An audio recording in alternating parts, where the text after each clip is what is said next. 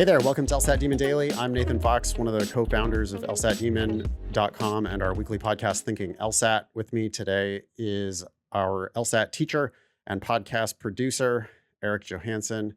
Erik, we have an email here from Stephen. Yeah, Stephen's question is common enough. It's a quick one, but common enough I had to put it on the agenda because I know other people are wondering about this. Yep. Stephen says, "Hi team, I find it helpful to read aloud, that is, literally speak out loud, the passage and question stem during drilling. Then I actually verbally make arguments to myself until I get to the right answer. Will this talking out loud be allowed during the proctored LSAT at home?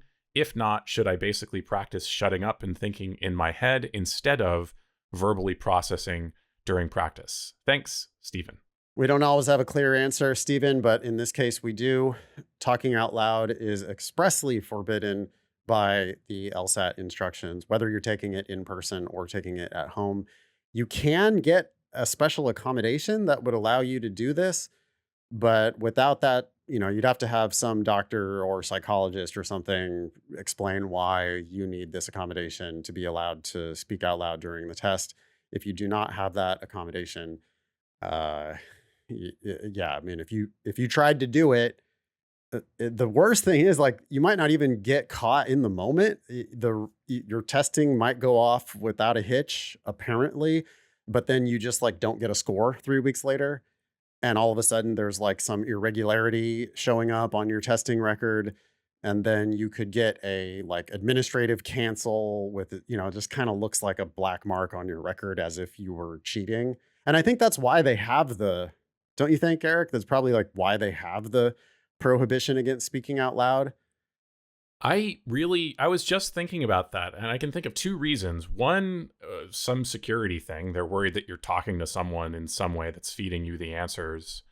The other thing I can think of is that if you're taking the test at a in-person testing center, of course, then there's other people there. You would have to stay quiet, so they don't want the people at home. You need a private room. Yeah, they don't want you doing something at home that you couldn't do in person and to keep it equal. I used to joke about if you're talking out loud during the test, how do they know that you don't have Ben Olsen hiding under your desk feeding you the answers? But these days you could also be just talking to ChatGPT, right? Reading the whole question out and having Siri tell you the answer.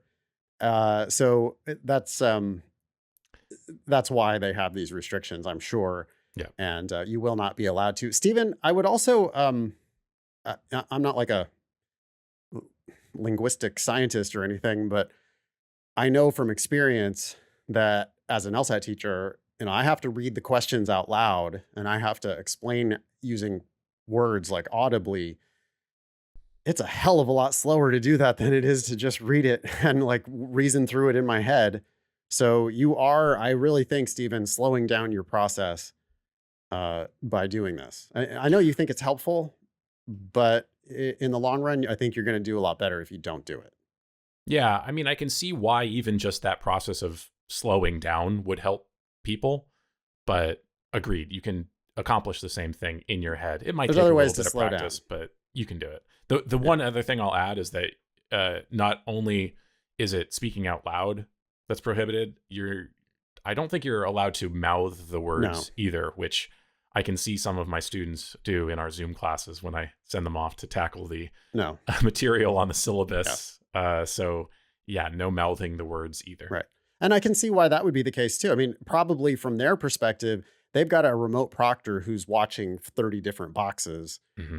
Looking for irregularities, right? So if you see somebody mouthing, then they could switch over to your audio and hear if you're talking or not. But the mouthing is not going to be allowed.